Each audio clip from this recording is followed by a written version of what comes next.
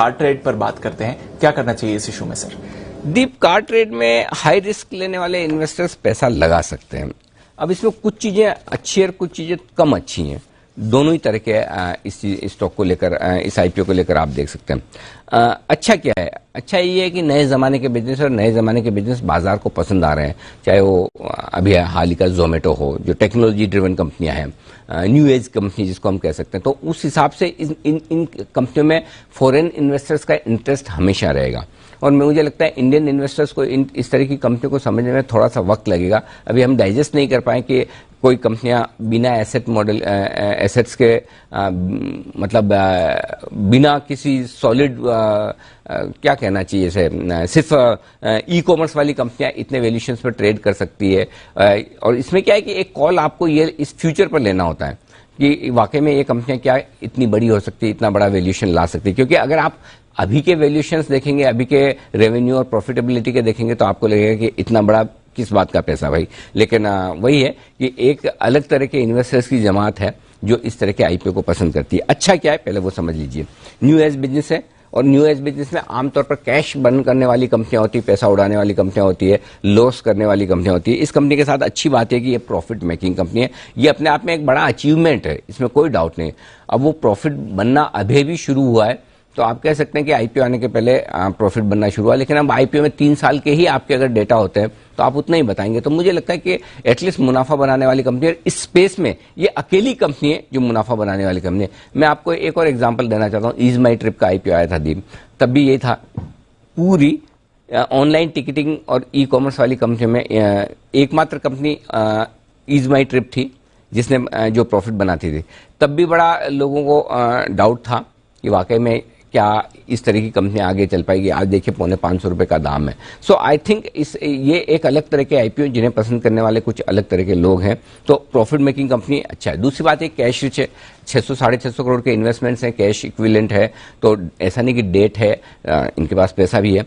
अब नेगेटिव एक ये है कि एक तो ये कि ऑफर फॉर सेल है, सारे एग्जिस्टिंग इन्वेस्टर्स बेचकर जा रहे हैं। तो कई बार आपको ये भी लग सकता है कि अरे जिन्होंने कंपनी बनाई है, जो टॉप मैनेजमेंट में है, जो प्राइवेट इक्विटी इन्वेस्टर है, वो बेच रहे हैं, हम उनको रास्ता क्यों दे निकलने का। ये आपकी मर्जी है, ये एक कॉल है जो आपको लेना है। लेकिन आजकल कई सारे आईपीओ आ रहे हैं और ज्यादातर आईपीओ में फ्रेश इश्यू के बजाय स्टॉक मार्केट में बूम चल रहा है, तेजी है, पैसा मिल रहा है आसानी से, चलो लिस्ट करो, निकलो। और होता ही है, private equity funds, venture capitalist, ये सारे लोग इसीलिए पैसा लगाते हैं कि अल्टीमेटली उन्हें एग्जिट करना है। तो एक चीज तो ये है कि भाई एग्जिट करना चाहते हैं, कंपनी को कोई पैसा नहीं जा रहा, न उनको जरूरत है।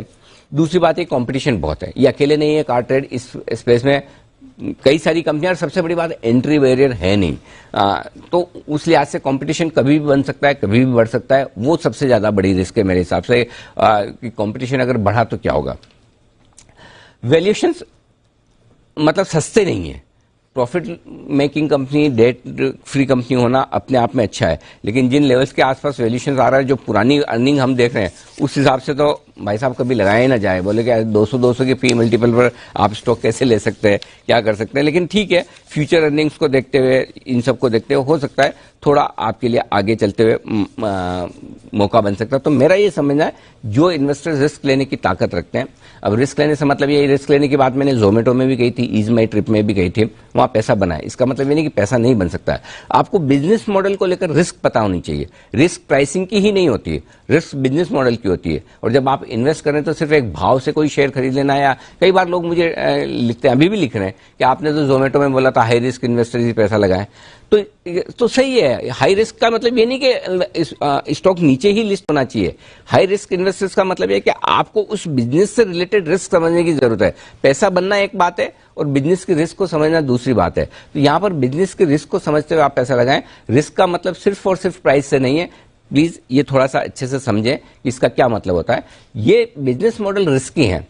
ये पैसा बना कर देंगे तो बहुत बड़ा दे देंगे, नहीं बना कर देंगे तो कभी आपको रिस्क भी क्रिएट कर सकते हैं। बस उतना ध्यान में रखने की जरूरत है। तो अगर आप रिस्क लेने की ताकत रखते हैं तो लिस्टिंग गेन के लिए एक बार अप्लाई कर सकते हैं। जी दी, ओके। तो ये तो हो गया आपका कार्ड।